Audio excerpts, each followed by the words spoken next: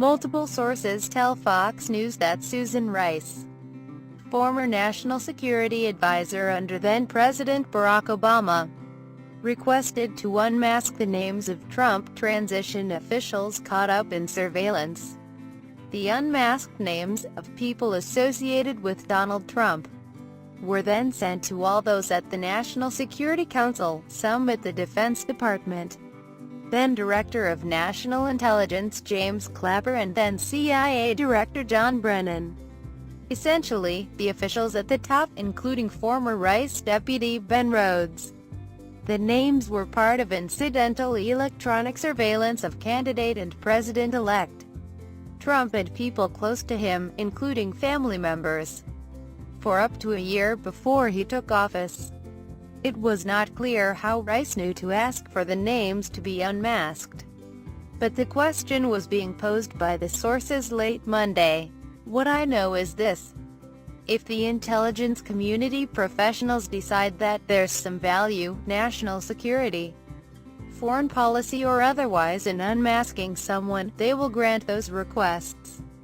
Former Obama State Department spokeswoman and Fox News contributor Marie Harf told Fox News' Martha MacCallum on The First 100 Days, "And we have seen no evidence that there was partisan political notice behind this, and we can't say that unless there's actual evidence to back that up."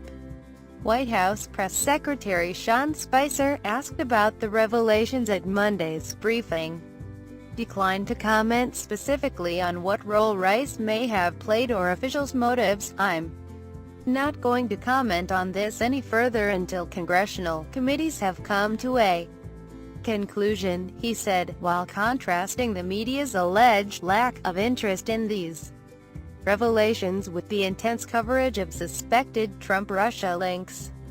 When names of Americans are incidentally collected, they are supposed to be masked, meaning the name or names are redacted from reports, whether it is international or domestic collection, unless it is an issue of national security, crime, or if their security is threatened in any way. There are loopholes and ways to unmask through back channels, but Americans are supposed to be protected from incidental collection. Sources told Fox News that, in this case, they were not. This comes in the wake of Evelyn Farkas' television interview last month, in which the former Obama Deputy Secretary of Defense said in part, "I was urging my former colleagues and, frankly speaking, the people on the Hill, it was more actually aimed at telling the Hill people, get as much information as you can, get as much intelligence as you can, before President Obama leaves the administration." Meanwhile, Fox News also is told that House Intelligence Committee Chairman Devin Nunes knew about unmasking and leaking back in January, well before President Trump's tweet in March alleging wiretapping. Nunes has faced criticism from Democrats for viewing pertinent documents on White House grounds and announcing their contents to the press. But sources said the intelligence agencies slow-rolled Nunes.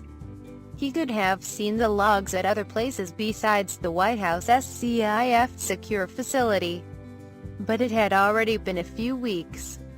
So he went to the White House because he could protect his sources and he could get to the logs.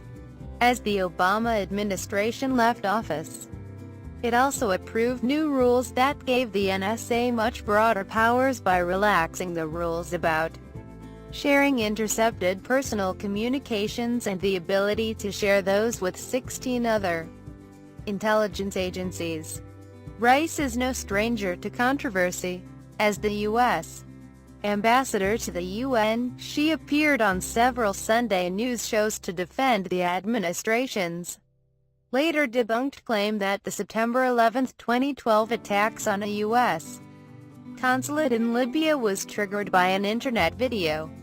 Rice also told ABC News in 2014 that Army SGT Bowie Bergdahl served the United States with honor and distinction, and that he wasn't simply a hostage, he was an American prisoner of war captured on the battlefield. Bergdahl is currently facing court-martial on charges of desertion and misbehavior before the enemy for allegedly walking off his post in Afghanistan.